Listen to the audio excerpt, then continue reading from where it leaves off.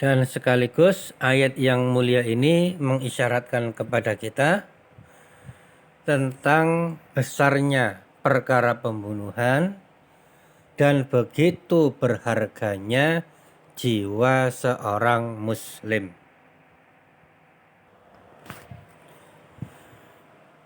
Yang mana dalam keadaan perang sekalipun yang diperangi itu adalah orang-orang kafir harbi yang jelas statusnya, misalkan mereka berhadapan-hadapan dengan kaum muslimin di medan perang, mereka bawa pedang, bawa senjata dan lain sebagainya.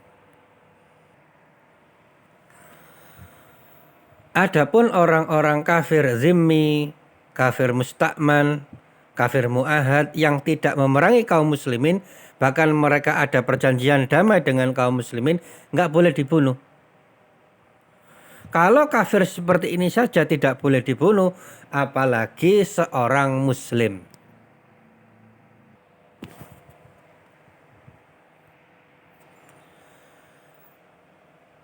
Karena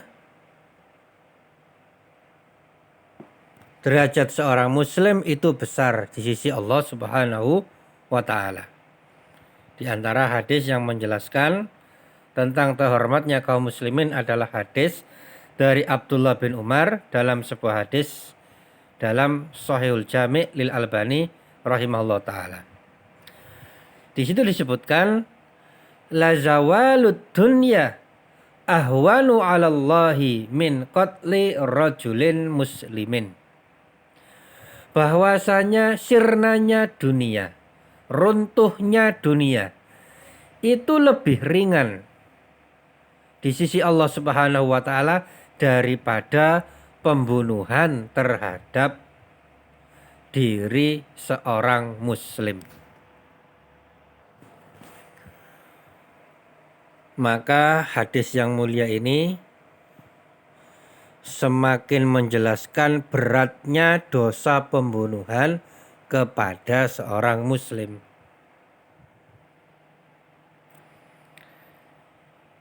Yang mana kalau dibandingkan antara seorang muslim, satu orang saja, dengan seluruh dunia, mana yang lebih berharga? Yang lebih berharga di sisi Allah Subhanahu wa ta'ala adalah jiwa seorang muslim.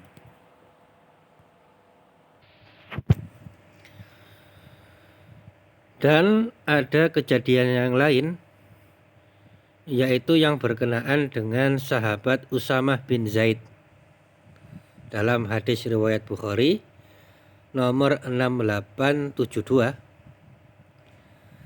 beliau mengatakan bahwasanya Rasulullah SAW mengutus kami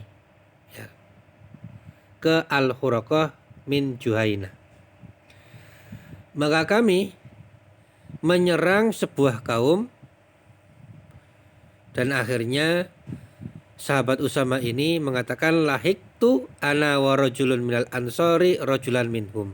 Maka aku dan seorang laki-laki dari Ansor bertemu dengan salah seorang dari antara mereka. Maka orang laki-laki ini begitu dikepung oleh sahabat Usama dan seorang Ansor ini dalam keadaan perang. Begitu dia dikepung, atau ketika laki-laki dari kelompok musuh ini ditangkap, tiba-tiba dia mengatakan la ilaha illallah. Maka karena dalam keadaan perang, maka kemungkinan besar orang yang seperti ini sudah kalah kok mengatakan la ilaha illallah, maka ini kemungkinan besar hanyalah pura-pura saja. Maka akhirnya laki-laki ini ditusuk oleh tombaknya sahabat Usamah dan dia terbunuh oleh sahabat Usamah radhiyallahu taala anhu. Namun begitu kabar ini sampai kepada Rasulullah sallallahu alaihi wasallam, beliau mengatakan kepada Usamah, aqataltahu ba'dama qala la ilaha illallah. Wahai Usamah, apakah engkau membunuhnya sedangkan dia telah mengatakan la ilaha illallah. Maka Usamah mengatakan, wahai Rasulullah, sesungguhnya dia itu ingin berlindung saja dengan la ilaha illallah. Bisa jadi dia hanya berpura-pura saja. Namun Rasulullah Shallallahu Alaihi Wasallam malah mengulangi pertanyaannya lagi. Aqatal tahu ba'dama qala la ilaha illallah. Wahai Usamah, apakah engkau membunuhnya sedangkan dia telah mengatakan la ilaha illallah? Fama zala yukarriruha alayya hatta tamannaitu anni lam akun aslamtu qabla dzalikal yaum. Namun Rasulullah SAW terus mengulang-ulang pertanyaan itu. Apakah engkau membunuh dia sedangkan dia telah mengucapkan la ilaha illallah? Terus menerus diulangi oleh Rasulullah SAW sampai-sampai Usamah berangan-angan, seandainya aku belum masuk Islam sampai pada hari itu. Berangan-angan hari itu beliau baru masuk Islam. Jadi ini adalah teguran yang sangat tegas dari Rasulullah SAW. Meskipun kemungkinan besar orang itu berpura-pura saja, tapi kalau mengucapkan la ilaha illallah maka tidak boleh dibunuh. Dan Rasulullah SAW terus menegur sahabat Usamah sampai-sampai beliau berangan-angan seandainya beliau baru masuk Islam, ya,